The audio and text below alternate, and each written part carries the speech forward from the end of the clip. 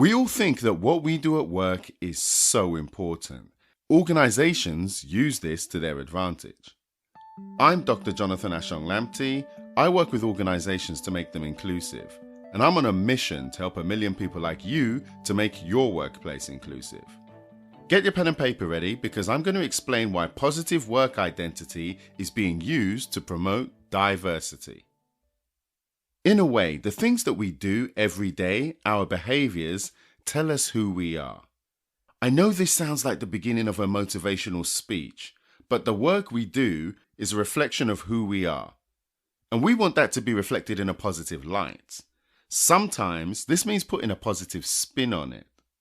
I used to work at Disney, and no matter what your job title was, no matter which department you worked in, we were all called cast members, never employees. At Subway, the people who make the sandwiches, they're called sandwich artists. I even think that's trademarked. Once I went with a friend of mine to a work event. She worked in construction, creating tunnels.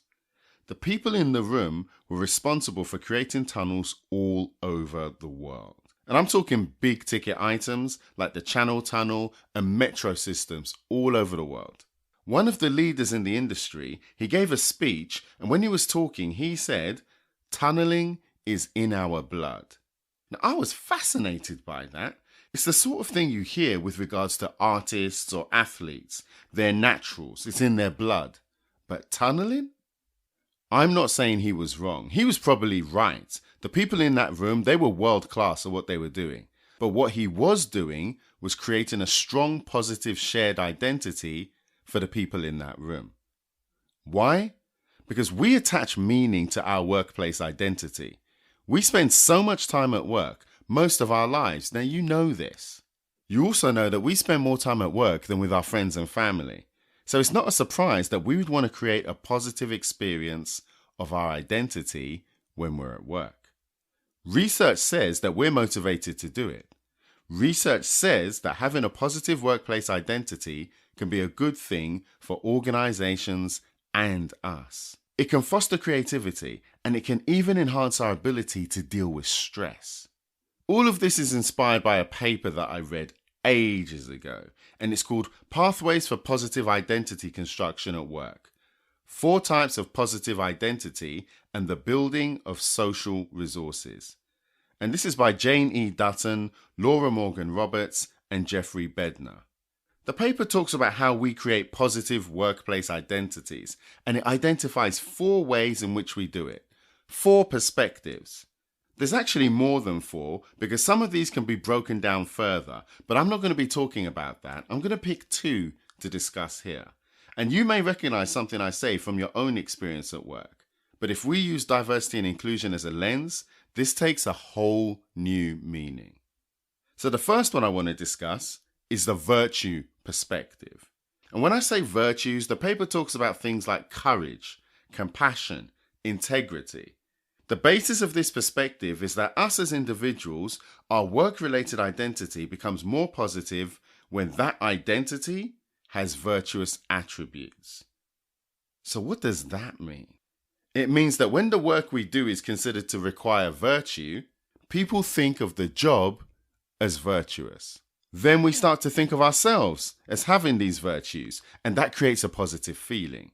As an example, we think of firefighters as being courageous, nurses as being compassionate, and those are some straightforward examples. The question is, does this apply to everyone? And to some extent, yes. But the way we feel about our workplace identity isn't based on a single metric, and it isn't based on a single identity either. Other aspects of our identity matter. But out of interest, just now, when I spoke about the nurse and the firefighter, how many of you thought of the nurse as being female? How many of you thought of the firefighter as being male? We also need to recognize that there are multiple social identities at play, even when we're talking about something as simple as this virtue perspective. Before I say more about this, I want to talk about the importance of sharing. If you hear anything that you find interesting, then please share it with one other person that you think would find it useful. If you're finding this for the first time, make sure you check out the show notes. You can access these wherever you're listening to the podcast. The show notes have got details of all the reports and all the resources that are mentioned in the show. I've put this together for you so that you can go deeper into anything that we discuss here. Now let's get back to talking about positive workplace identities. So we've talked about the virtue perspective. The next one I want to talk about, which is quite different, is the complementary perspective. And this perspective recognizes the multiple social identities that I was talking about. As regular listeners, you know that we talk about this a lot. And when we talk about intersectionality, we're talking about the nuanced experience at the intersection of these multiple identities. In this paper, the researchers said that a work-related identity becomes more positive as multiple identities are viewed as complementary. So the key words there are multiple identities and complementary. So this is especially when the possession of one identity, for example, cultural background, can help with some positive outcomes related to another identity, let's say performance at work or some sort of engagement. This is where the diversity and inclusion lens is so important. And this is what organizations are trying to take advantage of. Because really, this is the business case for diversity in disguise. And you know why this is important, because one of the three biggest problems that organizations experience when they try to become inclusive is that they've got difficulty articulating a business case for diversity for their specific organization. And what this does, by exploring the positive working identity of individuals, it helps them to create a business case. So let me give you an example that you would have heard me use before. Imagine we have a company and we're trying to access China as a potential market. We're trying to close a deal. Now, it might be useful for us to have someone who understands Chinese business practices, Chinese cultural norms, etiquette, etc. If we had someone who was, say, ethnic Chinese and understood all of these things, this person could add value that other people without this knowledge could not do. So for this person, their Chinese identity would complement their identity as part of our team. In this respect, the identities are complementary. Specifically, the person's ethnicity becomes an asset. And this is what you hear organizations talking about a lot. How can we create a business case for diversity? How can we use particular attributes, particular features of people to benefit the organization? But there's a danger here. If we've got minority ethnic groups and they're expected to perform in a way that others aren't, is that fair? Is that inclusive? Well, one thing is organizations want to exploit this. They want to take advantage. They want to promote diversity and inclusion if it helps as part of a business case. The downside is some groups may be more useful than others. And so we start creating a hierarchy where people get left behind. We don't want this to happen again. This really matters because we don't want to exchange one regime of inequality for another.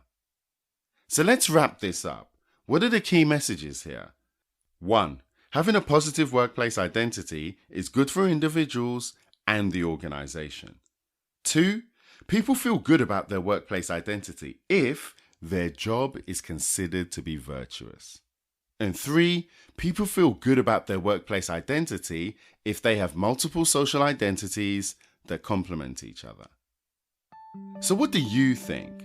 Do you have a positive work identity? Get in touch or leave a message. I would love to hear from you.